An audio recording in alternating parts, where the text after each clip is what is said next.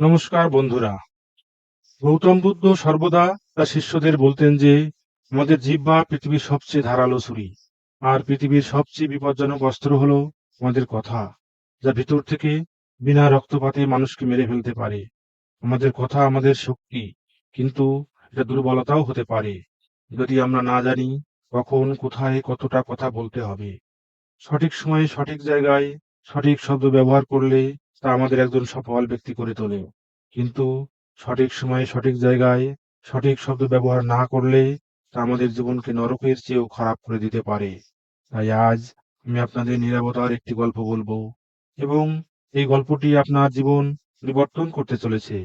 এটি আপনাকে নীরবতার শক্তি উপলব্ধি করাতে চলেছে। জাপানে রিঝাই নামে একজন বৌদ্ধ ভিক্ষু ছিলেন। তিনি পৃথিবীর কোলাহল থেকে দূরে বনে একা থাকতেন এবং অত্যন্ত ধ্যানমগ্ন ব্যক্তি ছিলেন। একদিন এক রাজপুত্র তার কাছে এসে বলেন, সাধু বাবা, আমি সর্বদা ক্লান্ত, হতাশ এবং অস্থির বোধ করি। আমার মন সর্বদা খুব অস্থির থাকে। যদিও আমার কাছে সবকিছু আছে, অর্থ, খ্যাতি এবং সমস্ত বিলাসিতা যা একজন ব্যক্তি পেতে চায়, কিন্তু বর্তমানে আমার সমস্ত কাজ ব্যর্থতায় পর্যবসিত হচ্ছে এবং কোনো কাজে স্থির হতে পারছি না। আমি বুঝতে পারছি না কেন আমার সঙ্গে এমন হচ্ছে। বৌদ্ধ ভিক্ষু বললেন, এর উত্তর আপনার মধ্যেই আছে, কিন্তু আপনি কখনো এটি অনুসন্ধান করেননি। ঋষি আরো বলেন, আমি আপনার উপর একটা এক্সপেরিমেন্ট করতে চাই। আপনি কি আমাকে সেই এক্সপেরিমেন্টটা করতে দিতে চান? আশা করি এই এক্সপেরিমেন্টের পর আপনার জীবনে আর কোনো অশান্তি আর চিন্তা থাকবে না। একথা শুনে রাজপুত্র খুব বিরক্ত হলেন, কিন্তু তিনি ভিক্ষুকে বললেন, আমি আমার মনের শান্তির জন্য সবকিছু করতে প্রস্তুত। আপনি বলুন আমাকে কি করতে হবে। ভিক্ষু শান্ত কণ্ঠে উত্তর দিলেন, আগামী 10 দিন আপনি আমার আশ্রমে থাকবেন, একজন সাধারণ মানুষের মতো জীবনযাপন করবেন, এবং এই 10 দিন আপনি একা নীরবে বসে থাকবেন ও যতটা সম্ভব কম কথা বলবেন। রাজপুত্র ভিক্ষুর সাথে একমত হলেন এবং 10 দিনের জন্য আশ্রমে থাকার সিদ্ধান্ত নিলেন। কিন্তু ব্যাপারটা বেশ কঠিন ছিল। প্রথম দিন তিনি অনুভব করেছিলেন যে তার মন একজন সাধারণ মানুষের চেয়েও বেশি বিক্ষিপ্ত। তার মনে নানা ধরনের প্রশ্ন জাগছিল এবং সাধারণ মানুষের মতো জীবনযাপনে তার খুব অস্বস্তি বোধ হচ্ছিল। তার কথা বলার প্রবল ইচ্ছা ছিল, কিন্তু তিনি হাল না ছেড়ে চুপ থাকলেন। একটাও কথা না বলে তিনি চুপচাপ বসে রইলেন। কিন্তু রাত বাড়ার সাথে সাথে তিনি একটা প্রশান্তি অনুভব করলেন। এটা তার জন্য খুব অদ্ভুত ছিল। তিনি ভিতরে ভিতরে খুশি অনুভব করছিলেন এবং নিজেকে জিজ্ঞাসা করছিলেন কেন তার অস্থিরতা কমছে। পরের দিন রাজপুত্র একা বসে বসে তার চারদিকের প্রকৃতি, ফুল, গাছপালা ও পাখির আকাশে উড়ে বেড়ানো প্রত্যক্ষ করছিলেন। জীবনে প্রথমবার যেন তিনি দেখছিলেন তার চারপাশের প্রকৃতি কত সুন্দর। এখন তিনি যেন তার চারপাশের প্রকৃতি দেখতে ও অনুভব করতে পারছিলেন। এভাবে 1 সপ্তাহ কেটে গেল এবং তার মনের সমস্ত অস্থিরতা, সমস্ত অশান্তি, সমস্ত দুঃখ মিলিয়ে গেল। 8ম দিনের সকালে রাজকুমারের চোখ নিজে থেকেই বন্ধ হয়ে যেতে লাগলো এবং তিনি গভীর ধ্যানে চলে গেলেন। তিনি চোখ বন্ধ করলেন আর গভীর ধ্যানে চলে গেলেন। যেন কোনো চিন্তা নেই, কোনো অশান্তি নেই। রাজকুমার গভীর শান্তি অনুভব করতে লাগলেন। বাকি 2 দিন গভীর ধ্যানে কাটানোর পর রাজকুমার সেই বৌদ্ধ ভিক্ষুর কাছে যান। রাজপুত্র ঋষিকে বললেন, ঋষিবর, আমার মন কেন এত অস্থির ও চঞ্চল ছিল তার উত্তর আমি খুঁজে পেয়েছি। ঋষিবর জিজ্ঞাসা করলেন, কেন আপনার মন এত বিক্ষিপ্ত ও অস্থির ছিল? উত্তরে রাজকুমার বললেন যে, আমি সারাদিন মানুষের সাথে অতিরিক্ত কথা বলতাম এবং আমার মনের শক্তি নষ্ট করতাম। বাইরের মানুষের সম্পর্কে চিন্তা করে, বিশেষত তাদের সম্পর্কে নেতিবাচক চিন্তা করে আমার সময় নষ্ট হচ্ছিল।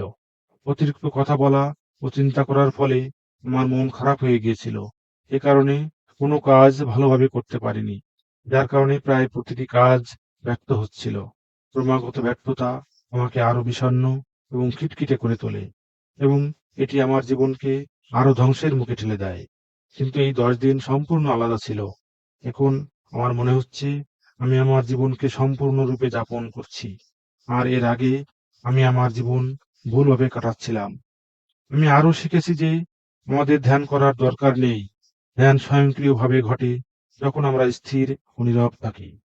ধ্যানে আমি প্রথম যে জিনিসটি শিখেছি তা হলো যে একজনের জীবনের সবচেয়ে গুরুত্বপূর্ণ ঘটনা হলো নিজেকে জানা। বৌদ্ধ ভিক্ষু বললেন, শুধু আপনিই নন, পৃথিবীর অধিকাংশ মানুষই অতিরিক্ত কথা বলে। আজও বেশিরভাগ মানুষ একে অপরকে হেয় করার জন্য কথা বলে, এবং আজও মানুষ খুব বেশি কথা বলে আপনার জীবন নষ্ট করে। সন্ন্যাসী রাজকুমারকে নীরব থাকার গুরুত্ব ব্যাখ্যা করে বললেন যে, একবার গৌতম বুদ্ধের এক শিষ্য তাকে জিজ্ঞাসা করেছিলেন, হে প্রভু, আপনি বেশিরভাগ সময় চুপ থাকেন কেন?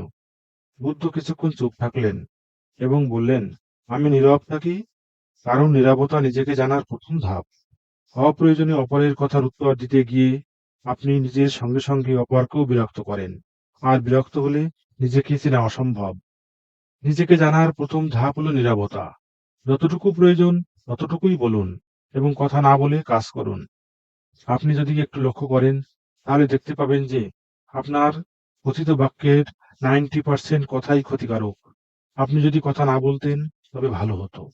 অর্থাৎ মানুষ একটু শান্ত হলে 90% সমস্যা কমে যাবে, মারামারি কমে যাবে, অশান্তি কমে যাবে, একে অপরের বিরুদ্ধে কাদা ছোড়াছুড়িও কমে যাবে।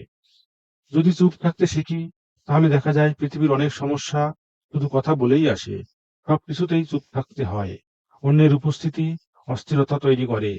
প্রথমে নিজেকে নিয়ে নীরব থাকুন, তারপর আপনার শক্তি মনে আসতে দিন, মনকে ঘরে আসতে দিন। আপনি যখন ঘুম থেকে উঠে অন্যের উপস্থিতিতে বিরক্ত বোধ করেন, তখন আপনার চোখ বন্ধ করে নিজের মধ্যে হারিয়ে যাওয়ার চেষ্টা করুন। আপনি সেখান থেকেও সতেজতা পাবেন, কারণ আপনার জীবনের উৎস সেখানে লুকিয়ে আছে। সেখান থেকেই সুখের জন্ম, সেখান থেকেই মৃত্যুতে ডুবে যাবে। সেখানে আপনার সূর্য উঠবে, আবার অস্ত যাবে। যখনই আপনি সেখানে ডুব দিয়ে ফিরবেন, আপনার শরীর আবার সতেজ হবে। তারপর পাবেন জীবনের নতুন সম্পদ। তখন নতুন শক্তির জন্ম হয়, ক্লান্তি দূর হয়, দুঃখ দূর হয়, দুশ্চিন্তা দূর হয়। যেমন কেউ স্নান করলে শরীর শীতল ও শান্ত হয়, তেমনি কেউ ভিতর থেকে ফিরে এলে সে যেন নীরবে স্নান করে ফিরে আসে। তাই সমগ্র ব্যক্তিত্ব শান্ত হয় এবং মন আনন্দিত হয়। আপনি যখন অভ্যন্তরীণ সংযুক্তির সেই উচ্চতায় পৌঁছান, তখন আপনি দেখতে পাবেন যে কথা বলেও আপনার মন বিভক্ত হয় না। একটা আন্ডার কারেন্ট আছে যে প্রতিনিয়ত আপনার মধ্যে বসে থাকে। আপনি কথা বলেন কিন্তু নিজেকে ছাড়েন না। আপনি শব্দও ব্যবহার করেন কিন্তু আপনার নীরবতা ভাঙতে পারবেন না। তখন আপনার কথাবার্তায় মাধুর্য ও প্রশস্ততা আসবে। আপনার কথা সঙ্গীত হয়ে উঠবে এবং আপনি কথা বললে অন্যরা ঠান্ডা হয়ে যাবে। ভেতর থেকে চুপ হয়ে গেলেই আপনি এত শক্তিশালী হয়ে উঠবেন যে আপনি সমাজের অধীনতা ত্যাগ করতে শুরু করবেন। যারা খুব বেশি কথা বলে তাদের কোনো একটি কাজে মনোনিবেশ করার ক্ষমতা থাকে না। তাই তারা যে লক্ষ্যেই থাকুক না কেন, তার প্রতি সম্পূর্ণ মনোযোগী থাকতে পারে না। আপনি যদি জীবনের সত্যতা না বুঝতে পারেন, তাহলে কখনোই কাঙ্ক্ষিত সাফল্য অর্জন করতে পারবেন না। ফলে আপনি মানুষের মাঝে হাসির পাত্র হয়ে উঠবেন। প্রশান্ত মনের মানুষ জীবনের কোনো কাজেই সফল হতে পারে না, কারণ সে কোনো কাজেই স্থির নয়। একজন ব্যক্তি যদি জানেন যে কখন কোথায় কি বলতে হবে, তাহলে সে সত্যিই খুব বুদ্ধিমান। আর এই ধরনের ব্যক্তি যেখানেই যান আকর্ষণের কেন্দ্রবিন্দুতে পরিণত হন এবং যা করেন তাতেই সফল হন। আমরা যদি কোনো মহান ব্যক্তির জীবনের দিকে তাকাই, তাহলে দেখতে পারবো যে তিনি কম কথা বলেন এবং ন্যূনতম কথায় তার বক্তব্য শেষ করেন। তিনি কথা বলার আগে গভীরভাবে চিন্তা করেন তাকে কি বলতে হবে। অন্যদিকে যারা বেশি কথা বলে তারা অনেক সময় মিথ্যা বলে এবং তাদের কথা দিয়ে অন্যের মনে আবর্জনা ছড়ায়। সে বেশিরভাগই অন্যদের খারাপ কথা বলে থাকে। তাই তার নিজের লোকেরাও তাকে এড়িয়ে চলতে এবং তার থেকে দূরে থাকার চেষ্টা করে। আমাদের ভারতীয় উপনিষদে আছে যে আমাদের কথাই আসল ধর্ম হতে পারে। ধৈর্য আসে নীরবতা থেকে। ধৈর্য মনোযোগ আনে এবং ধ্যানের মাধ্যমে একজন ব্যক্তি তার জীবন সম্পর্কে সচেতন হন। তাই বেশি কথা বললে আমরা সেই নীরবতা হারিয়ে ফেলি, যা মনের শান্তির প্রথম স্থান। বন্ধুরা, আসুন আজ থেকে আমরাও নীরবতার অভ্যাস করি। আজ থেকে আমরাও চেষ্টা করব ন্যূনতম কথায় কথা শেষ করার এবং সম্ভব হলে প্রতিদিন অন্তত 30 মিনিট নির্জনে বসে থাকার। আমার পূর্ণ আস্থা আছে যে একটি ইতিবাচক পরিবর্তন অবশ্যই আমাদের সকলের মধ্যে আসবে। ধন্যবাদ।